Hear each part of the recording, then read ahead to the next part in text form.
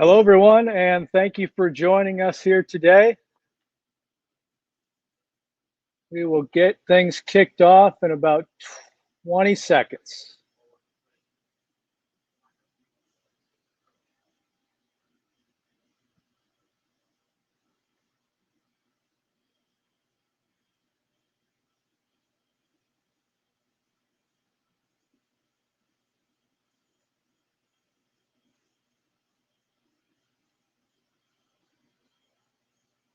All right, well, thank you for joining us here today for this first edition of Safety and Compliance, how to streamline your approvals and inspections with automation. My name is Joe Goodman, and I am the Sales Engineering Director here at Luna Technologies. Joining us today is Jack Nato, President, and Pat Norris, Director of Operations, as well as Adam Hain with Technical Sales. So today's webinar will be an inside look at approvals, licensing, and safety. We'll cover three main topics with a live mock inspection of the facility here today, along with a live Q&A at the end. So we'll be discussing similar industries and the problems with applying existing regulations to cannabis.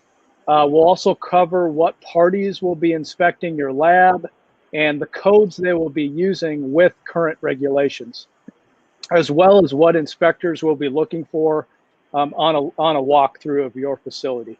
Last but not least, we'll take a deep dive into how you can go above and beyond the regulations with our automated equipment and basically become best friends with your inspector in the process. This is due to just a limited interaction that you need inside of the booth during operation with the IO extractor. So a special thank you to our customers here at Oregon Natural Oils for letting us use their facility today. And I've posted links in the chat-in area with our contact info, our website, and our Instagram. And a recording will be made available for everyone for future reference. So let's get this show rolling. I'll pass it over to Jack in front of the HAL booth and get the slideshow going.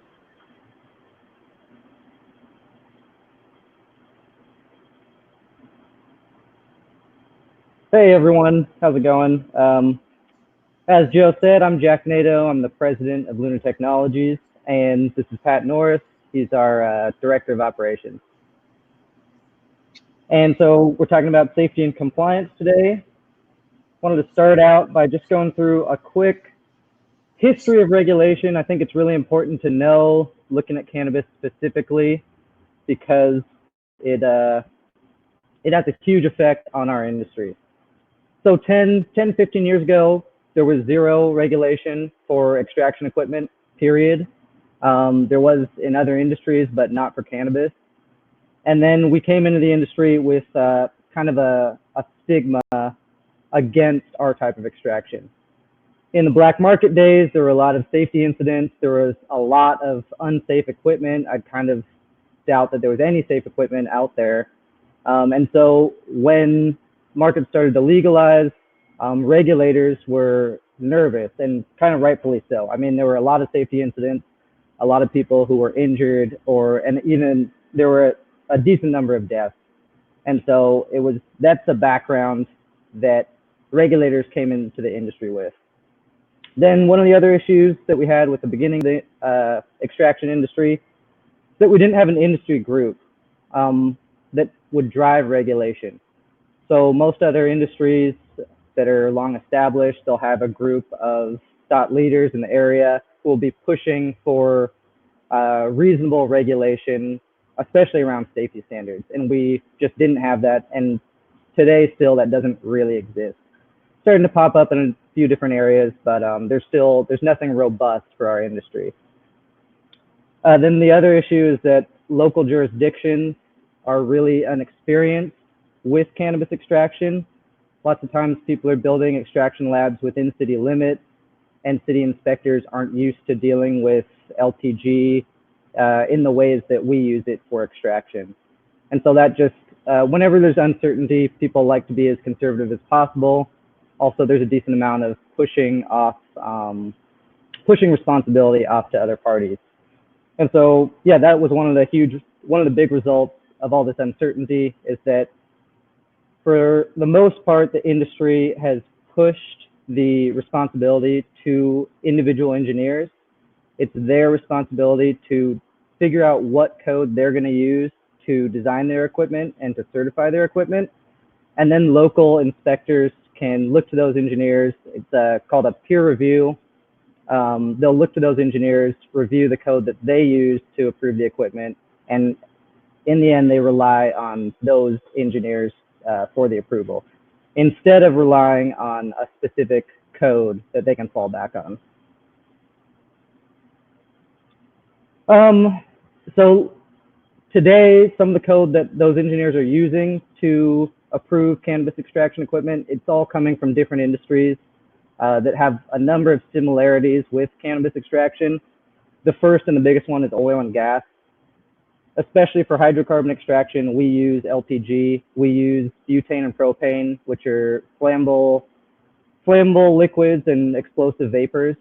LPG industry obviously uses these. They're the ones who are creating these chemicals.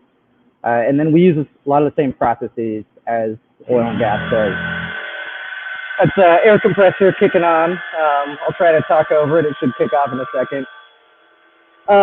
So yeah, we use a lot of the same processes that oil and gas does. We're distilling equipment. We are separating, or we're distilling solvents. We're separating solvents. We're filtering and pumping them. So ASME and API, American Petroleum Institute, they have safety code that really does apply to our equipment, and that's what we, as an engineering company and an equipment designer, that's the code that we rely on most heavily. Then there's also food processing industry. All the products that we make in cannabis are eventually consumed by someone. They're ingested, and some of them are eaten. So food processing makes a lot of sense. They have a lot of sanitary requirements that we bring over to cannabis.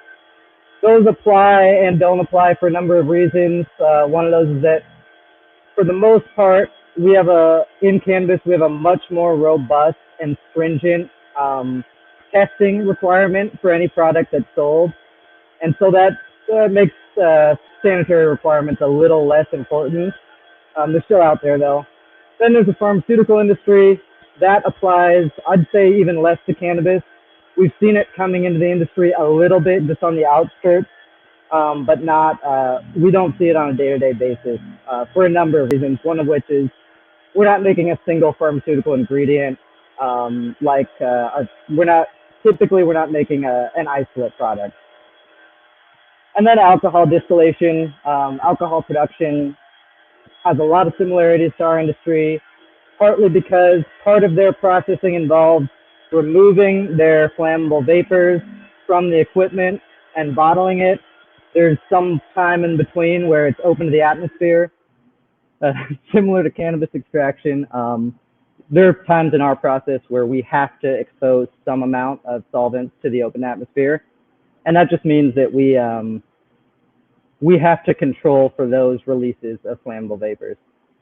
Then the other similarity with alcohol distillation is that the regulation, from what we've seen, varies pretty dramatically from jurisdiction to jurisdiction, and we see that a ton in cannabis. So we'll do an installation in, say, Palm Springs that is up to every safety standard that we like to follow, and the same installation, just for a couple of technical reasons, won't fly in LA, and so we'll have to make some changes. There's not necessarily any reason why one installation is safer than the other. It's just differences in the local fire marshals. So we deal with that quite a bit, where we will have to work directly with fire marshals to make sure to just understand where they're coming from, understand what their concerns are, and also understand what codes they're comparing us to, because that is there's no standard in our industry right now. I'll bring it over to Pat with current regulation in the industry.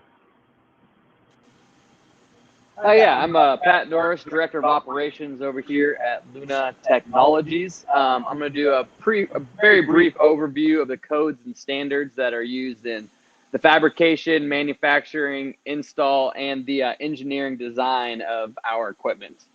So So individual state fire codes, each individual state will have their own set of fire codes that are based on both the International Fire Code as well as Nfpa, which is the National Fire Protection Agency. Each jurisdiction will follow these a little bit differently, and we'll have different set standards, but for the most part, they're all going to be referencing the same codes. They might reference a little different on the year the code was released.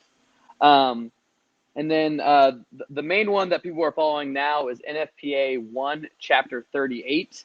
So this code was specifically dedicated to cannabis growing, processing, and extraction facilities. Most state fire codes are now referencing Nfpa Chapter 1. Although this code just came out in 2018, we're seeing majority of fire codes are starting to implement this. This is the standard that is making a bunch of the requirements for BHO systems. One of these is that you need a field inspection for the engineering peer review when you do an install. BHO equipment needs to be installed in a C1D1 area. A fire suppression system is a requirement now. Emergency power for the extraction facility is a requirement as well, and then continuous gas detection. Another standard Nfpa is Nfpa 58, which is Liquefied Petroleum Gas Code. This is what was the main reference before Nfpa 1 was released. This is what set the standard for 250 psi requirements for pressure vessels, 350 psi requirements for valves, fittings, and the tubing on the system. The issue with this is this was more directed towards much larger facilities using LPG. So they had a bunch of codes and requirements for the storage and transfer of this LPG, but it was at such a massive scale. There were a lot of misses on, doing a small system that, holds 120 pounds of solvent compared to a giant facility where they're bringing truckloads in and out all the time. The next one is going to be ASME Boiler and Pressure Vessel Code. So ASME is the American Society of Mechanical Engineers. This is where all the code requirements for the actual pressure vessels on the system come. So each of our pressure vessels is stamped by ASME. All the design calculations are approved before the fabrication of the vessels. And then for the rest of the manufacturing and fabrication of our equipment, we follow ASME B31.3, which is process piping.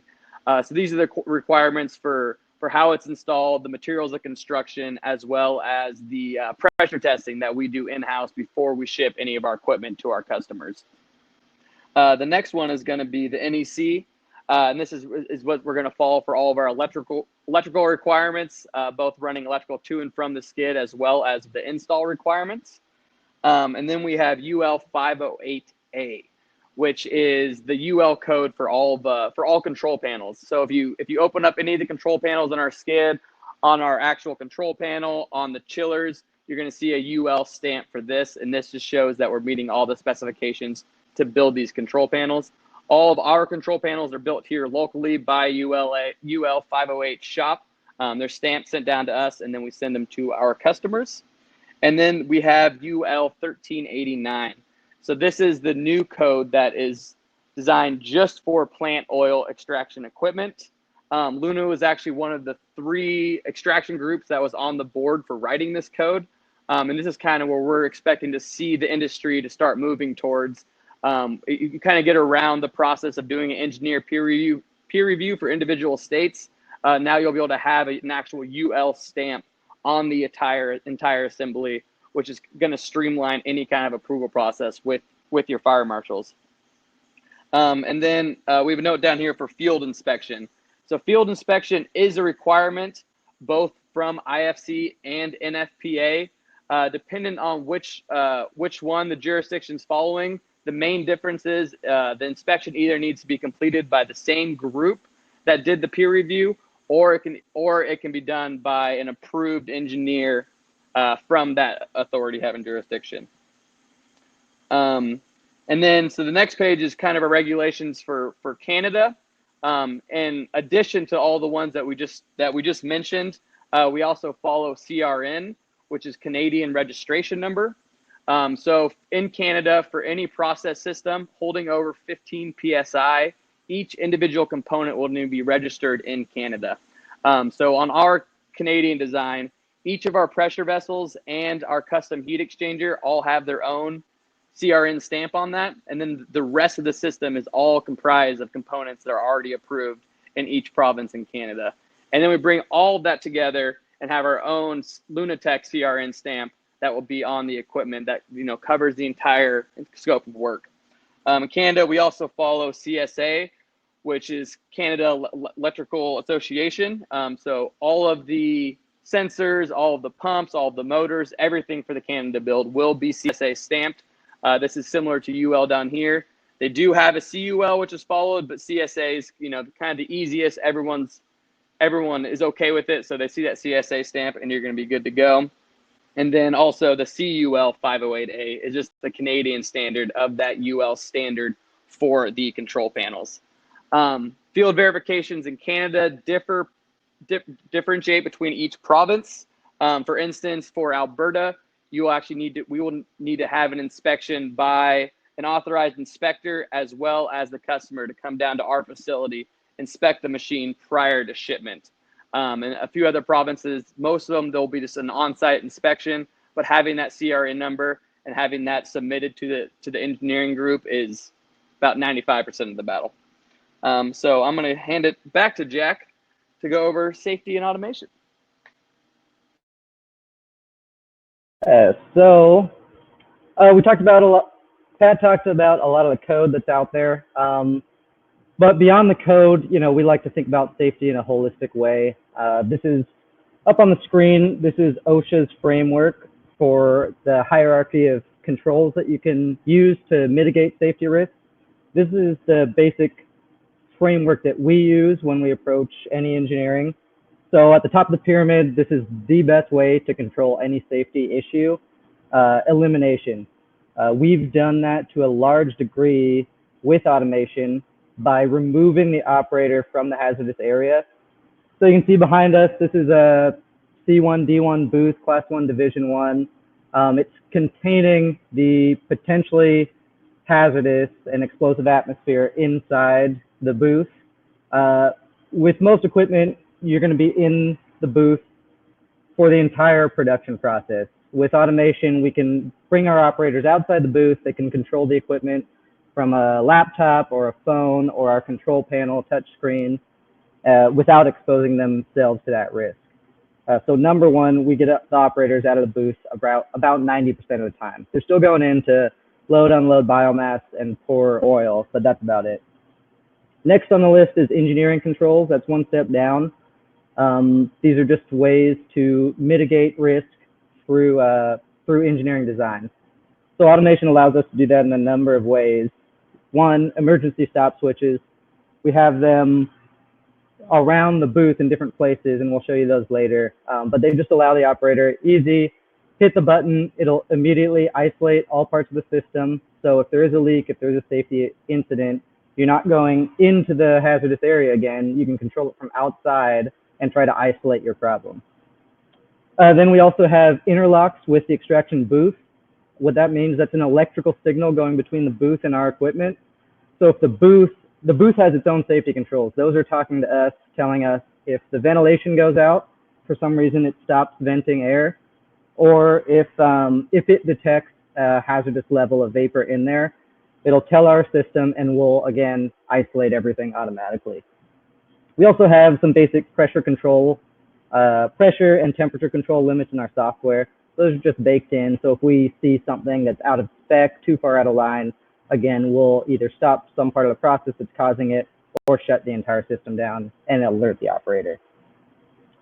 Moving further down, there's admin and workplace controls. This is basically all about the human interaction. It's low on the pyramid because you don't want your safety you don't want the safety of your employees to rely on the employees or rely on people in general. It's not a reliable solution.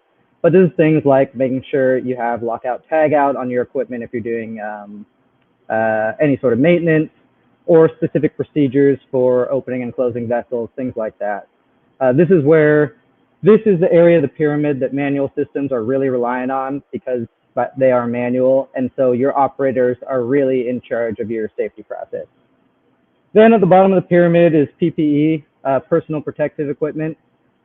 PPE is really, it's at the bottom of the pyramid for a good reason, especially for hazardous materials like explosive vapors. There's not much we can do in terms of wearing eye protection, hearing protection, some sort of body protection. It just doesn't, it's not an effective measure. Yeah, so we try to focus on the top of the pyramid, and then anything we can't solve at the top of the pyramid, we work our way down and hit all the rungs along the way.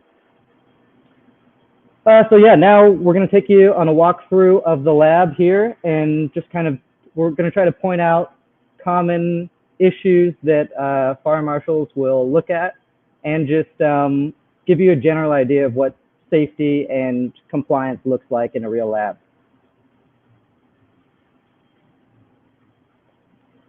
Joe, I think I'll wait until I'm back on camera.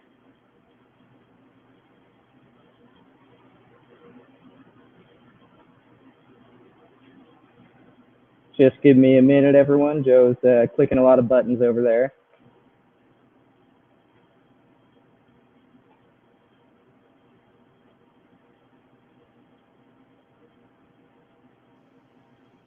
Yeah, sorry guys. Seems we lost the camera when we reconnected here, but we'll get it back up shortly.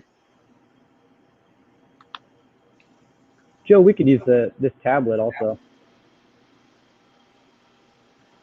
I think I got it. Yep, we're good. We're live. All right, cool.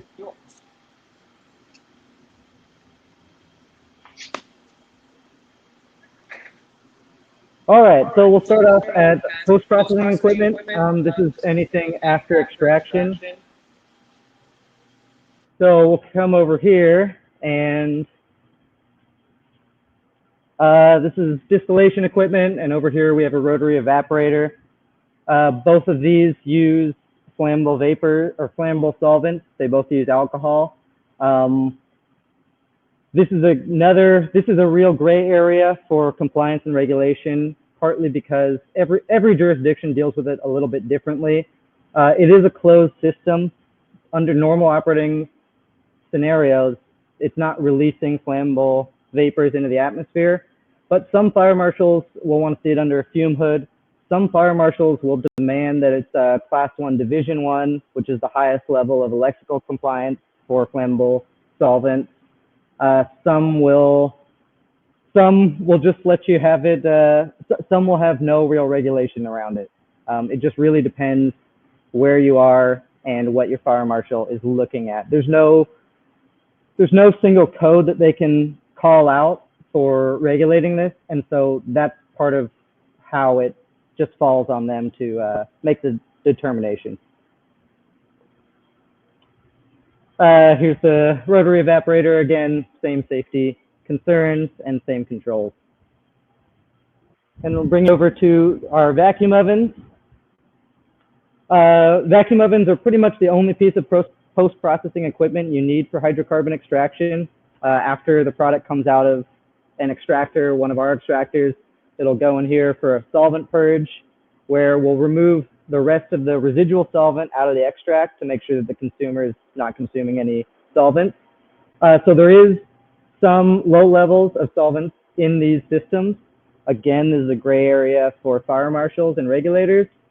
Some will require fume hoods, some will require C1D2, and some will require C1D1. So we actually have a kind of a mix of all the different ovens here. We have some that are C1D1, some that are C1D2, and some that are not classified. And all of them would potentially fly in different jurisdictions. The other concern with vacuum ovens is once you pull the solvent vapor out of the extract, it has to go somewhere. You're pulling it through a vacuum pump. That vacuum pump ventilation has to be outside of the building or controlled in some other way to make sure you're not just taking it out of the extract and putting it into the air.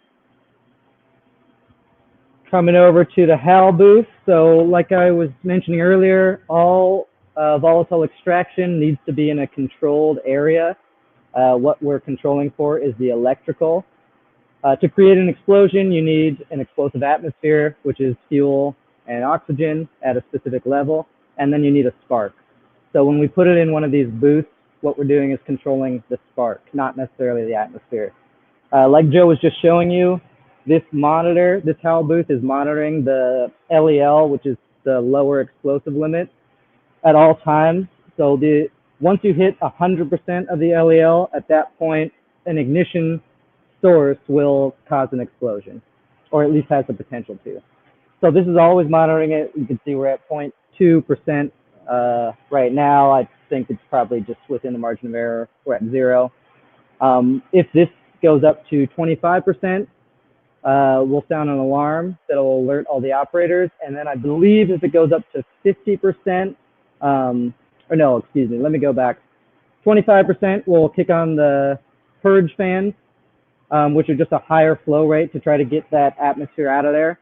And then at 50%, we'll hit the alarm. And then that'll, depending upon what your SOPs are, what your safety protocols are, you might be evacuating the building at that point. Another thing to consider with the HAL booth is UL certification. This booth is UL stamped. Here's our UL file number.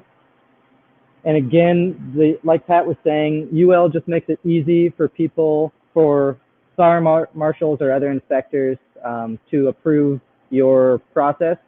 It's a nice rubber stamp for them. They see UL and they know they can rely on that you have a safe system.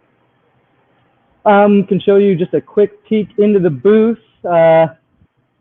This is one of our R&D systems. We're doing a lot of modifications to the system in there, but Joe can zoom in. You can see a little bit of the ventilation in there and just our system sitting inside.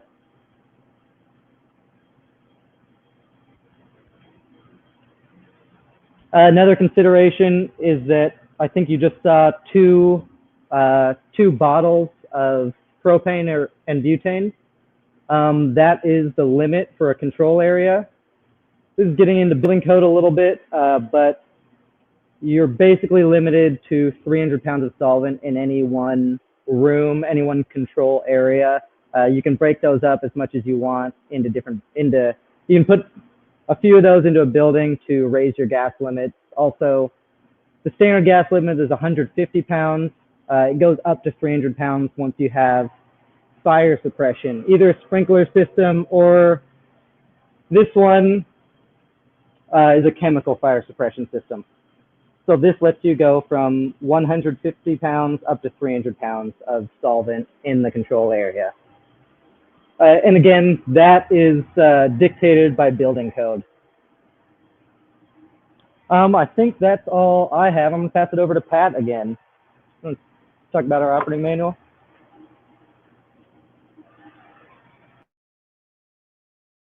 So just a quick zoom in on the operating manual that's included with all sales of our equipment. This has correct use of install, basic troubleshooting, all the safety standards. This is a requirement by most codes, just so this is always on hand. Can be used as a training guideline as well as safety guidelines. I'm going to want to bring you guys over to our control panel. So one of what we have seen getting our equipment approved in, especially in jurisdictions that are not familiar with our equipment, is the fact that we are automated. As Jack was discussing earlier, getting rid of the human error element is what every other industry does to promote safety and standards. So on here we have our control panel that controls everything. Manual control can be taken over, but during the normal process, it'll be fully automated. This is one of the e-stop buttons that was discussed. If this is pressed, all the valves will close, all the pumps will stop, and the system will completely freeze in place. Here's a gauge that shows the incoming pressure to the system. And if you look below, we have our two sensor cables. These will actually run to the piece of equipment. This is going to relay the data for the pressure, for the levels, for the temperature, everything coming exactly from the skid. And then we're going to have these 16 pneumatic lines. So all of the valves inside the room are pneumatically actuated. This is the safest way to actuate valves inside a C1D1 area. And then both our sensors and our valves are fail-proof. And how we accomplish this is all of the valves are normally closed. So there is a large spring in the actuator of the valve. If there ever is power loss, any kind of issue, and e-stop is pressed, the air will release and those valves will automatically close from that spring. The way we achieve this with our sensors is if they fail or they're not getting a signal, one, you will have an event on the touchscreen, but they will also fail. So for instance, if it's a level sensor, it's going to fail showing it's completely full. If it's pressure or temperature, it's going to fail showing as high as it can go. So always trying to take any kind of safety standard in practice. So as you can see, everything is nicely routed in cable routing or in conduit. This is the preferred way. I mean, having good cable management, it's crazy how much that is going to directly affect your fire marshal. As soon as he sees that, it's helped so much. Here's one of the standard hot water heater, again, UL stamped. This is, once they see that UL, it's pretty much a slam dunk. This group did our hot water setup a little differently. Normally we provide a stainless steel skid that has all the individual components. We can also provide each of the parts by themselves if your plumber wants to set it up like on a wall like this, have it, if you have the space and it's spread out, you can do your own design. We can provide all the individual components. And again, if you come take a look at this back wall, you can see all the hard conduit. This is the explosion-proof conduit coming from the booth. And this is an example of one of the motor starters that's included with our system. So we're just sending signals to these motor starters that actually turn on the motors and the different pieces of equipment. Here are two of our UL stamped chiller units. If you're open these panels, you will see the UL stamp, the UL 5088 stamp that I had discussed earlier. And then a big thing for any kind of auxiliary equipment going into the room is going to be down here showing these penetrations. So to meet the C1D1 requirements, if these are all these penetrations are completely sealed, and for instance on here we use bulkhead fittings that are stainless on stainless, they're going to make that seal, and it's the same thing for our pneumatic fittings. So if all these penetrations are sealed, outside of here is considered a non-classified area. If these were not to be sealed correctly, you would need a 36-inch spacing around it for any electrical equipment that is not C1D2 rated. And that's kind of just the quick and easy things to look for on approval process around just a typical HAL booth. Oh, and Joe is pointing at the exhaust system for the HAL booth. So here we have your inlet air exhaust. This is going to be going through the wall of the HAL booth. This is a pretty major requirement based on the different codes. A lot of jurisdictions, you'll see that at all times you need 1 CFM of air. Speaking of air, we got the compressor back on. You'll need 1 CFM of air for every square foot in the C1D1 booth. And then in case of, and for instance, here is a 25% LEL limit hits, that 1 CFM bumps up to 3 CFM until that LEL limit is lowered. So with that, I think we're going to push it over to Adam for the Q&A.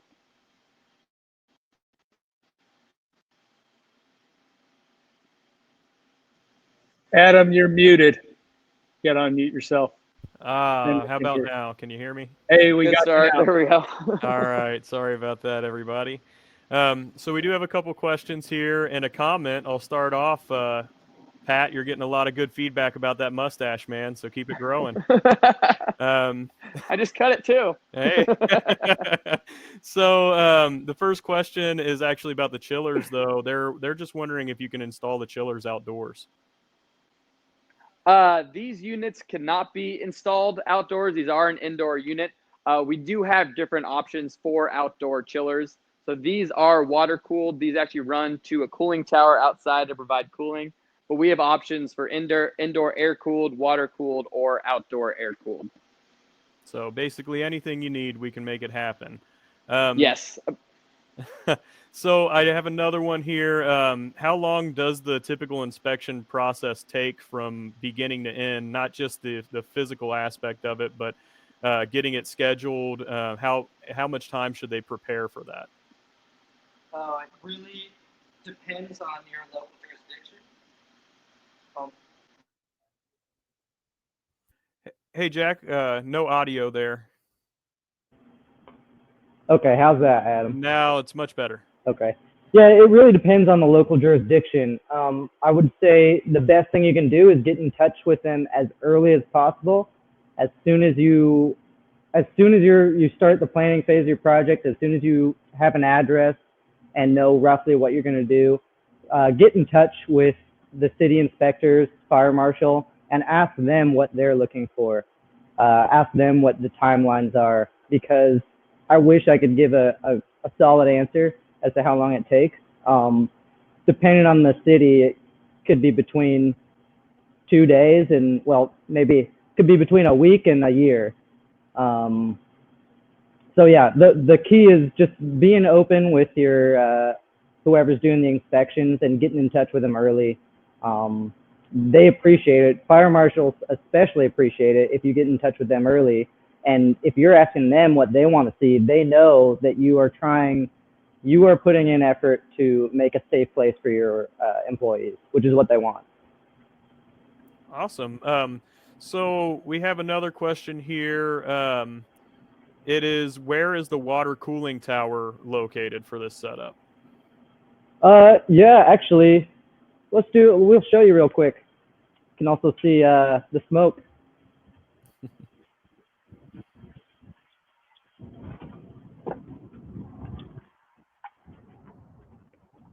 Yeah, so here you can see water cooling tower. Let's do it quick. Here's our water lines running into the building. Those run directly to the chillers, and here's the feed water, because it does, as you can see, it loses a little bit of water.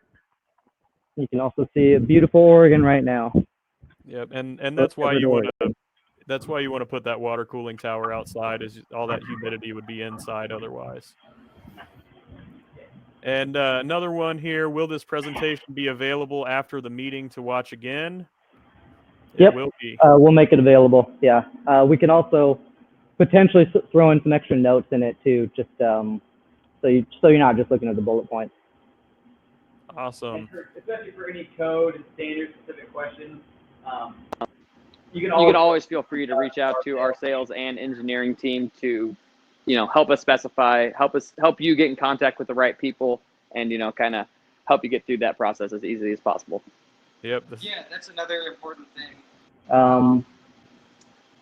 It's good to bring in whoever your equipment manufacturer is, bring them into the conversation as early as possible. All your vendors, they're the ones likely who are going to be, or they're the ones definitely who are going to be providing the information that the fire marshals are looking for, at least a big chunk of it. So get them involved as early as possible also. Yeah, we can get Pat on the phone with your project managers, contractors, and that's the best way to really take care of all of those hurdles up front. Yeah. Now, we have another question here. What might be some of the largest hurdles one would face in a newly legalized state like the East Coast states that are just now entering the market? Yep, a lot of what we saw early on was just, at least in Oregon, we saw a lot of inspectors who were really unfamiliar with the process. What they wanted to know more than anything is just how it worked. Where are you using solvents? Everyone has heard about open blasting. If they're a regulator looking into the space, if you're in a new state, they've Googled extraction and they've seen open blasting. And so they're worried about it. They want to make sure you are containing your solvents and doing everything in a safe way. So yeah, we saw a lot of confusion in Oregon and a lot of, this isn't quite the right term, but finger pointing, or I guess pushing off responsibility onto different departments. Like, oh, that's, don't ask me that. Please go see this person. They'll give you the answer. You go to them. Oh no, we also don't have the answer. And that just means that the more information you can provide them, the better. If you can give them if you have all your spec sheets ready to go, if you have a good detailed explanation of how the process works, that's really helpful. If they can see your SOPs for, like we mentioned that you do, when you pour oil out of an extractor, pretty much any solvent extractor, there's some amount of solvent in there. That is a dangerous, or that's a hazardous product that you're moving around. So they want to know exactly how much hazardous material you're moving from your extraction to your post-processing and how you're going to contain it, and then what your mitigation techniques are for removing that vapor from the final product. So they've got a lot of questions. They're, in a lot of cases, trying to do the right thing too. They want to get you up and running. Give them as much information, as much good information as possible, as early as possible, I think.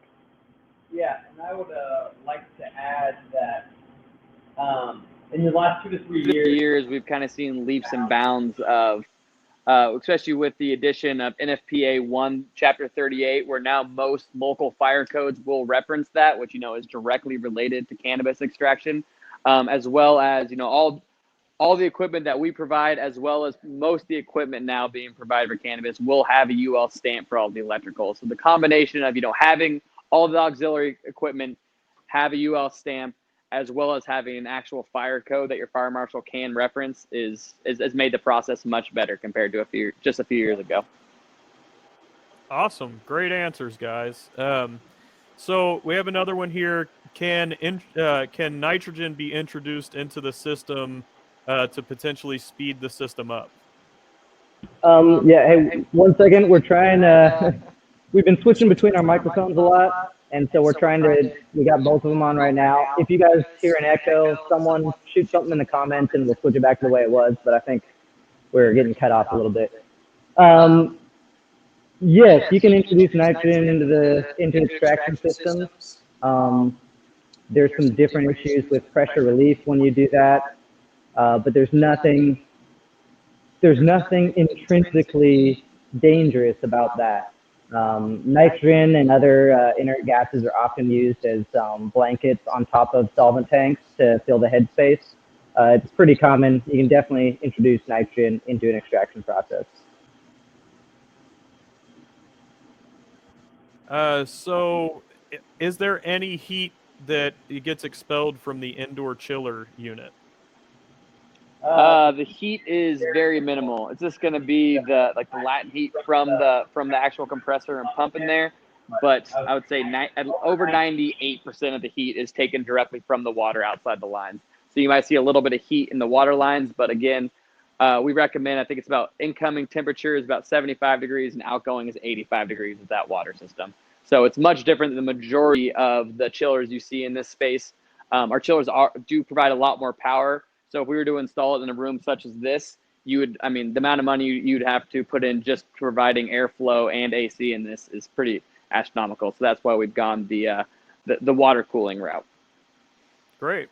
And so we have someone in Oklahoma is just wondering, just to verify that this machine would be able to pass inspections in Oklahoma.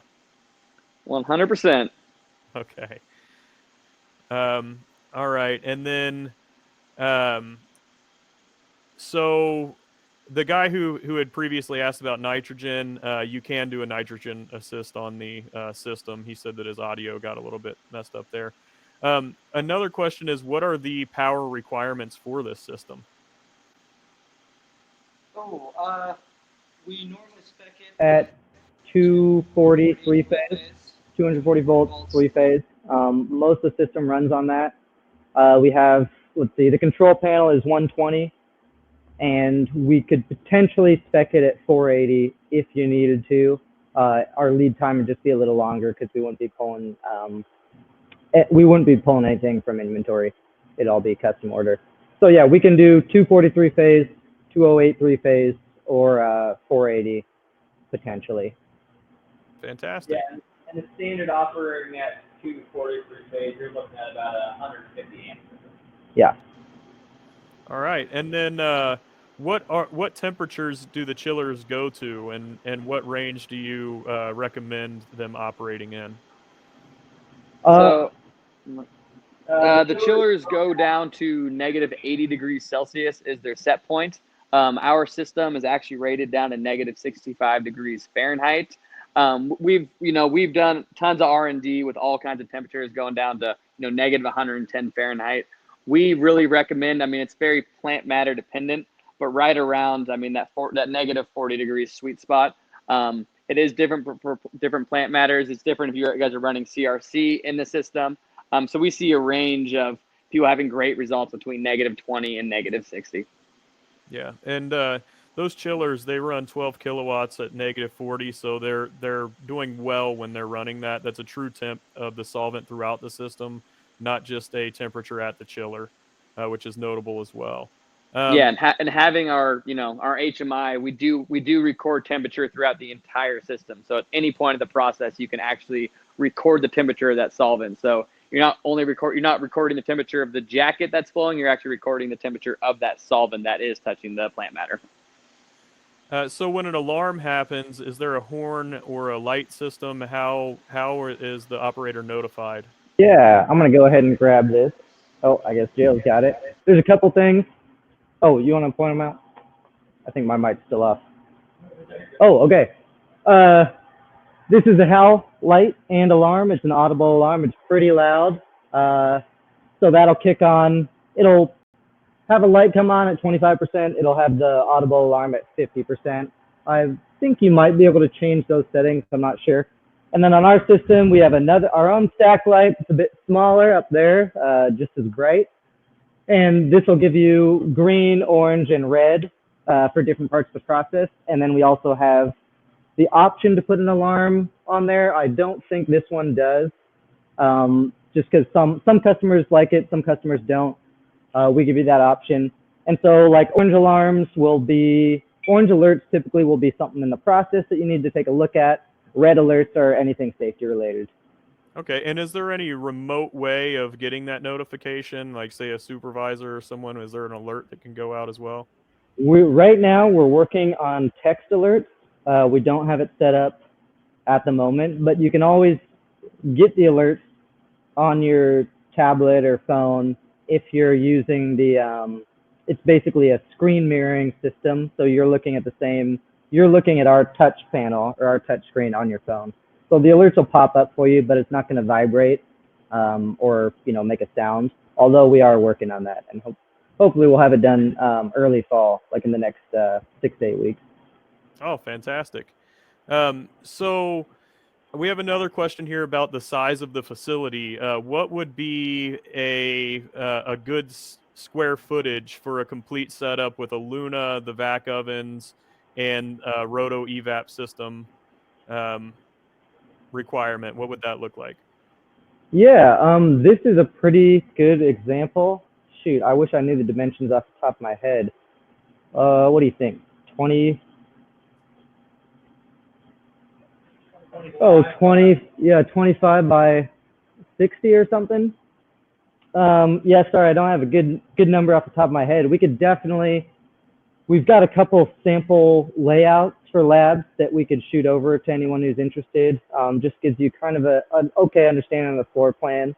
And then in addition to this space that we've been walking around, you're also going to need a little bit of room for, any admin stuff, obviously, but also biomass handling. So they do, at this facility, our customers doing all their biomass handling in the next room over. So the facility here is probably about 2,000 square feet that's being used. Yeah, that sounds about right. Yeah. Okay. All right. And then is it dangerous for an operator to bring their cell phones into the booth?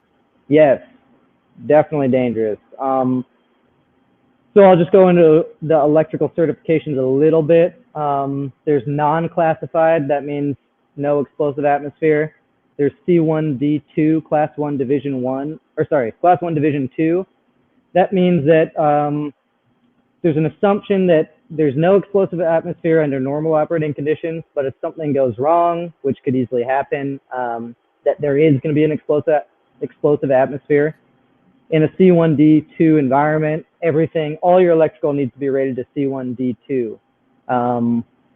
It's pretty hard to get a phone that's rated to that. We have a few of them. I think it's about it's like an $800 cell phone case that doesn't look any different from an OtterBox. And then above that is C1D1, and all these booths are C1D1 rated, or at least the vast majority of them are. That means that your cell phone, headphones, car keys, anything that has any sort of battery or uses electrical can't go in the booth. So we usually like to see a little box outside the room, again, 3 feet away from the entrance, that you can just drop your phone in. So everyone, a good reminder to have the box there and make it convenient for people to do that. The other thing is it's really easy to get flashlights. We use flashlights for parts of the process just to see in the vessels. These are Class 1 Division 1 flashlights. They're really inexpensive and they're just necessary for any extraction process. So those are safe. They have the specific certification to go into that area. Great. So we have another question here. This is more geared towards our Canadian clients. How do you mitigate the issues with the water cooling tower in colder climates?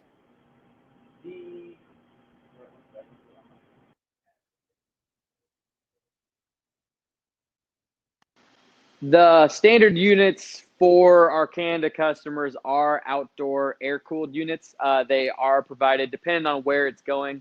The standard offering does offer I think they call it ultra-low ambient temperature, where they are designed for ambient temperatures of -40 degrees.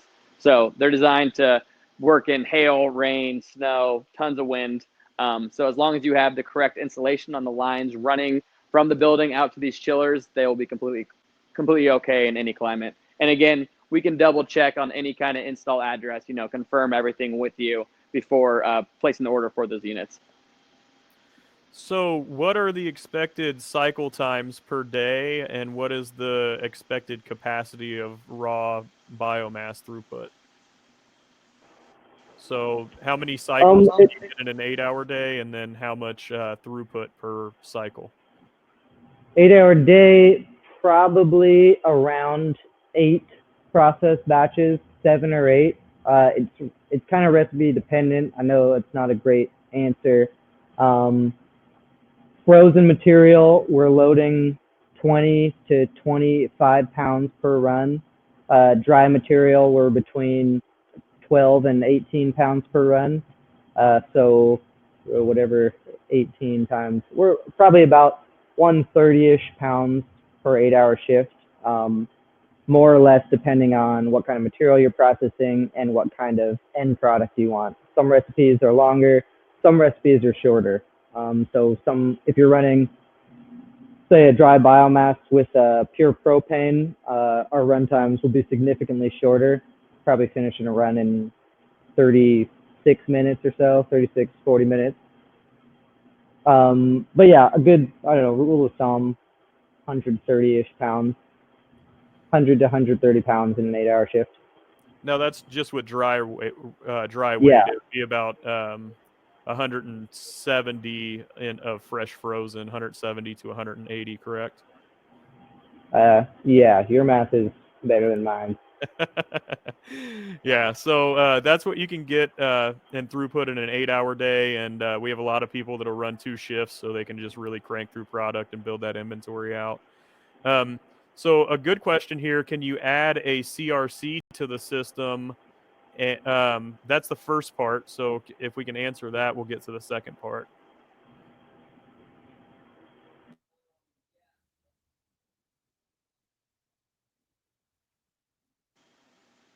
We do have an optional CRC column that is on our engineering peer review.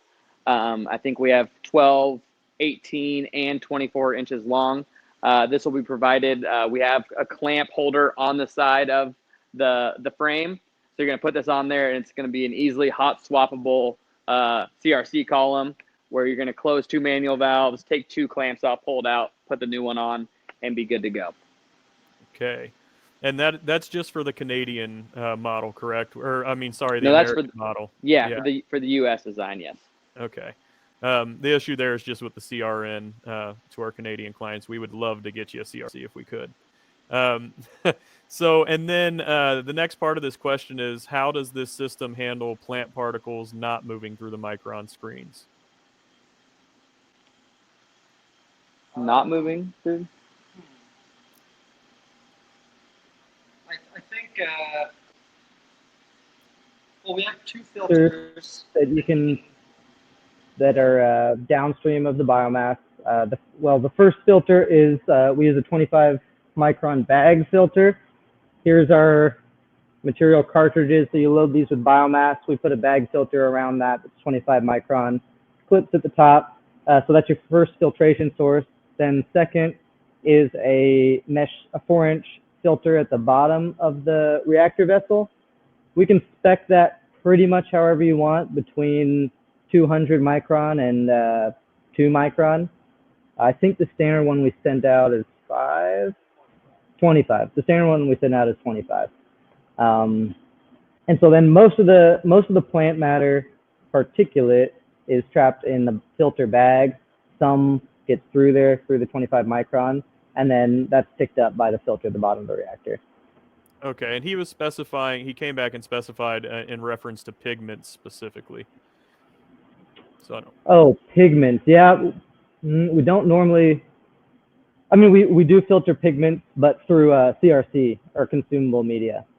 So that will, that'd be pass through one of our CRC columns over filter media that the customer can choose. We do like using Media Bros filter media, and that consumable media will pick up the colors that you're looking to remove, or the pigments that you're looking to remove.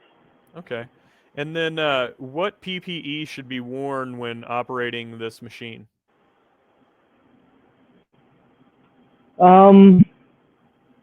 Standard is face protection, eye protection, and hand protection. If you're ever touching solvents, want a good nitrile glove, and then good eye protection. We used to, a long time ago, we used Haskell pumps that required ear protection also. But now our new, the pumps that we've been using for the past couple of years are pretty quiet. Okay. So does the material? Hey, Adam. Yes. We're getting to time. We got time for one more question here, and then we'll let these folks go. Okay. So does the material column ever need to be vacuumed for cleaning?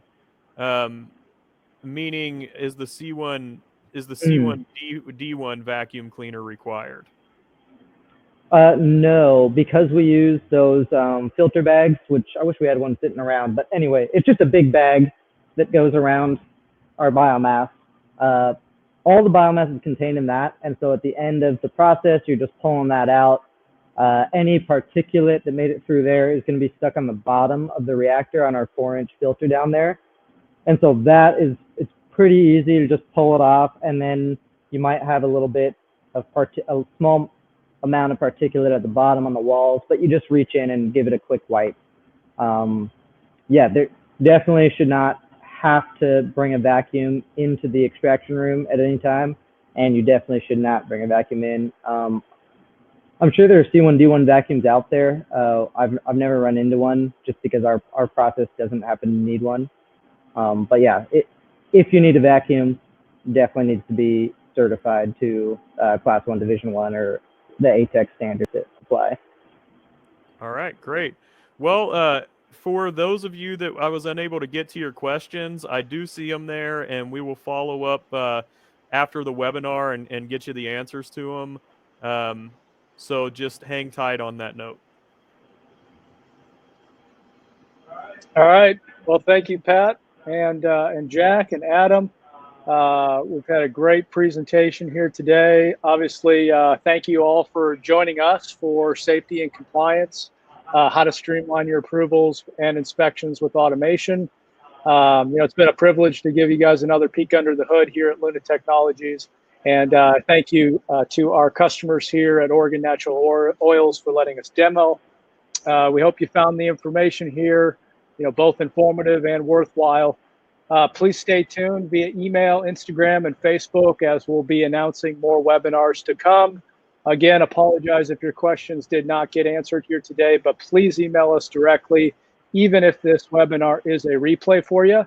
And stay tuned for the next webinar. We're going to be doing a second edition of live resin, basically seed to table, and going through the process of how to prepare, run, and process live resin. So from all of us here at Luna Technologies, thank you for watching, and have a great rest of your day.